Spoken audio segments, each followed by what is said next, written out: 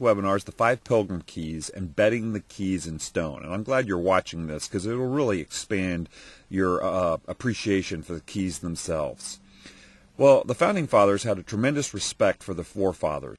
This was reflected in the fact that in 1794 a first donation was made to a fund that would help build a monument to the Pilgrim Forefathers. This was just 5 years after the Constitution was put into operation in 1789. George Washington was president. This fund was acted upon, but did not grow very quickly.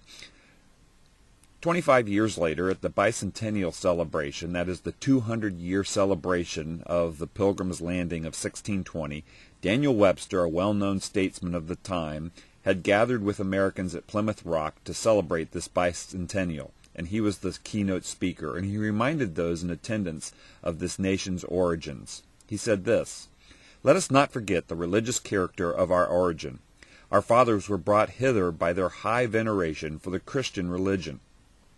They journeyed by its light and labored in its hope. They sought to incorporate its principles with the elements of their society, and to diffuse its influence through all their institutions, civil, political, and literary."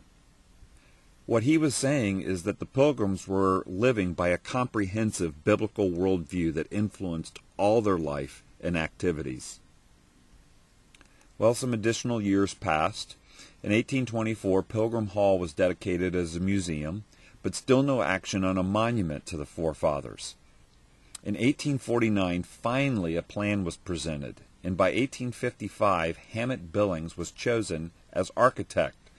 In 1855, the final plan was approved.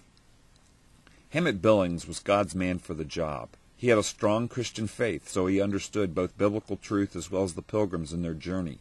He once painted 60 murals on the book of Revelation, and he was also the illustrator for the book Uncle Tom's Cabin. He even offered to raise money himself for the project, and so he had remarkable insight into the monument that could be. Finally, at the groundbreaking on August 5, 1859, these remarks were made: "Out of their trials and sorrows we pluck prosperity and happiness. From their oppression springs our freedom. It is for this we bid the monumental shaft rise to heaven. It is for this we are assembled by thousands to cheer on the work and implore the blessing of heaven upon its progress and completion." Well, in a way, they were praying for the embedding of these keys into this stone monument. And in a way, I believe they were praying for us that we might discover them again and share these keys with our generation. Well, things were moving along, but moving along slowly because this was the post-Civil War era, and so it was 34 years from plan to finish. But in 1874, 15 years before the monument was to be completed, Hammett Billings died. Even as the Pilgrims had to persevere through their hardships, those who were embedding these keys in the stone monument needed to press on. So in 1889, the monument was finally dedicated. Overall, 11,000 people donated to the project, almost a 100-year project. Here are some noteworthy statistics. It's 81 feet tall. It's over 1,800 tons of granite. It's the largest granite statue in the United States. The largest figure forms the main column. The large statues surrounding the base each weigh 20 tons, and each of these statues has 2 smaller statuettes on either side of their base. Over 20 million people are purported to be descendants in some way of these Pilgrim forefathers, but it is said of the Pilgrims and those that came after them that after them arose a generation that did not know these things of God. And I would say to you that we are needing to rediscover these ancient truths that they lived out.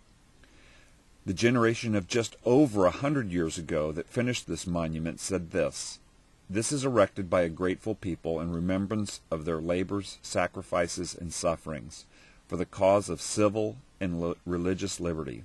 And that was the generation of just 100 years ago that spent 100 years building this monument. What will our response be in our generation as you learn these truths and keys? Will you live them out and pass them on? My name's Craig Seibert. Thanks for listening.